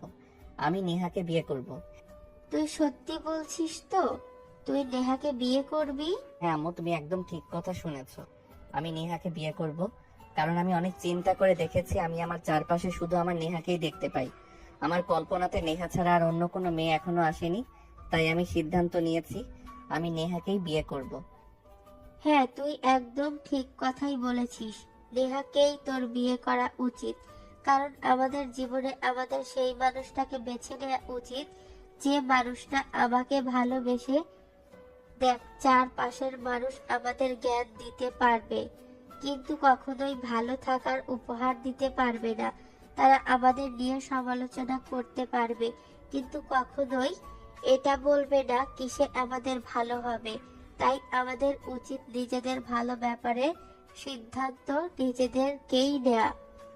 হ্যাঁ শাশুড়ি আম্মু, তাই তো আজ আমি আপনার ছেলেকে ভালো করে বুঝিয়েছি, আর তারপরে সে চিন্তা ভাবনা করে সিদ্ধান্ত নিয়েছে।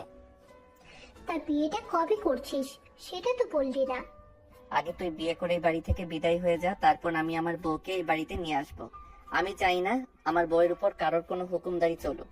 ওরে বাবা রে বাবা, বইয়ের প্রতি এত দরদ উথলে উথলে পড়ছে, এত ভালোবাসা এতদিন কোথায় ছিল রে?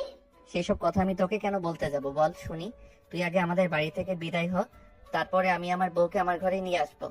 এই কথা বলে নীল নেহাকে সবার সামনে জড়িয়ে ধরে তার কপালে একটা ভালোবাসার পরশ এঁকে দিয়ে বলল, ভালোবাসি আমি আমার পাগলিটাকে অনেক বেশি। এতদিন আমার পাগলিটার ভালোবাসার পাগলামিগুলো বুঝতে পারিনি। এখন যেহেতু বুঝেই গেছি, তাহলে আর কেন আমি আমার পাগলিটাকে দূরে সরিয়ে রাখবো। আমার পাগলিটাকে আমার সিনিয়র বউ বানিয়ে এই বাড়িতে নিয়ে আসবো, আর তারপর সিনিয়র বউয়ের জুনিয়র জামাই হব।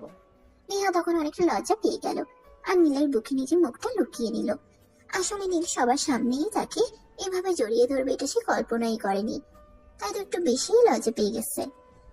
তবুও নীল তখনও নেহাকে জড়িয়ে ধরে আছে, আর নেহা তখন নীলের বুকের মধ্যে সমস্ত সুখ খুঁজে নিয়েছে। এভাবেই শুরু হলো দুষ্টু মিষ্টি একটা প্রেমের গল্প। তো ভিউয়ার্স, আমাদের আজকের গল্পটা এই পর্যন্তই ছিল। গল্পটা আপনাদের কাছে কেমন লেগেছে অবশ্যই কমেন্ট করে জানাবেন। সবার জন্য অনেক অনেক শুভকামনা রইল। সবাই ভালো থাকবেন, সুস্থ থাকবেন। আল্লাহ হাফেজ।